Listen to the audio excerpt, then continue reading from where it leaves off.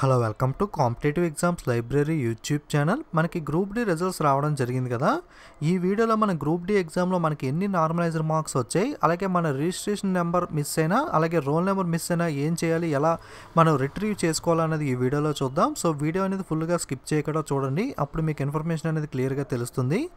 So మొట్టమొదటిగా మనకి మార్కులు తెలుసుకోవడానికి ఇక్కడ చూడండి, సికింద్రాబాద్ వెబ్సైట్లో వ్యూ ద నార్మలైజ్డ్ స్కోర్ అని ఉంది కదా, దాని మీద క్లిక్ చేసినట్లయితే ఈ విధంగా ఓపెన్ అవుతుంది. ఇక్కడ యూజర్ ఐడి అండ్ పాస్వర్డ్ అంటే ఏమీ లేదు, మీ యొక్క రిజిస్ట్రేషన్ నెంబర్ అలాగే డేట్ ఆఫ్ బర్త్ ఎంటర్ చేసి లాగిన్ అయినట్లయితే కనుక మీ యొక్క రోల్ నెంబర్ అలాగే మీ ఎగ్జామ్లో ఎన్ని నార్మలైజ్డ్ మార్క్స్ వచ్చాయి అన్నది తెలుస్తుంది.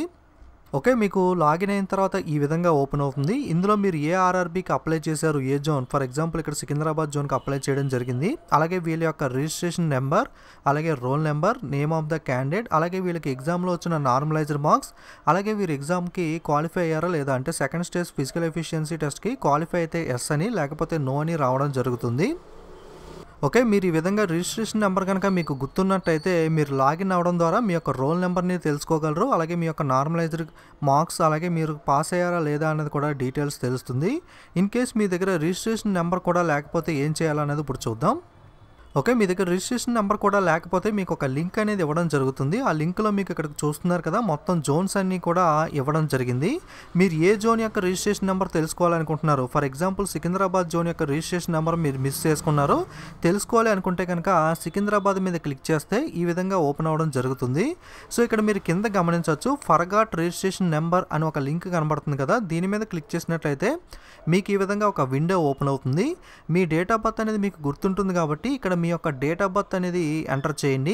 అలాగే ఇక్కడ చూజ్ ఎనీ ఆప్షన్ దగ్గర మీరు ఇక్కడ క్లిక్ చేసినట్లయితే మీకు మీ ఈమెయిల్ ఐడి కానీ, ఆధార్ నెంబర్ కానీ, మొబైల్ నెంబర్ కానీ, ఈ మూడిట్లో ఏదో ఒకటి మీకు కనుక తెలిసినట్లయితే మీ యొక్క రిజిస్ట్రేషన్ నెంబర్ అనేది మీరు తిరిగి పొందొచ్చు. మీరు పైన డేట్ ఆఫ్ బర్త్ని ఎంటర్ చేసి కింద ఈమెయిల్ ఐడి అని ఎంటర్ చేస్తే మీకు కింద ఆప్షన్ వస్తుంది ఈమెయిల్ ఎంటర్ చేయడానికి. అలాగే మొబైల్ నెంబర్ ఎంటర్ చేస్తే కింద మీరు మొబైల్ నెంబర్ ఎంటర్ చేయడానికి, ఆధార్ నెంబర్ అయితే ఆధార్ నెంబర్కి ఒక విండో ఓపెన్ అవుతుంది. సో ఇక్కడ మీరు డీటెయిల్ ఫిల్ చేసి సబ్మిట్ చేసినట్లయితే మీకు ఇక్కడ కింద మీ యొక్క రిజిస్ట్రేషన్ నెంబర్ ఇది అని చెప్పి డిస్ప్లే అవ్వడం జరుగుతుంది. ఓకే, సో ఈ విధంగా మీరు రిజిస్ట్రేషన్ నెంబర్ మిస్ చేసుకుంటే కనుక ఈ విధంగా తిరిగి పొందొచ్చు. నేను డైరెక్ట్గా మీకు ఈ లింక్ ఇస్తాను, ఎందుకంటే డిఫరెంట్ జోన్స్ ఉన్నాయి కాబట్టి ఒక్కొక్కరికి ఒక్కొక్క జోన్ అవసరం పడవచ్చు కాబట్టి డైరెక్ట్గా మీకు ఈ లింక్ ఇస్తాను మీకు. ఇందులో మీరు ఏ జోన్ యొక్క రిజిస్ట్రేషన్ నెంబర్ తెలుసుకోవాలనుకుంటున్నారో దాని మీద క్లిక్ చేసి మీ రిజిస్ట్రేషన్ నెంబర్ అనేది తెలుసుకోవచ్చు.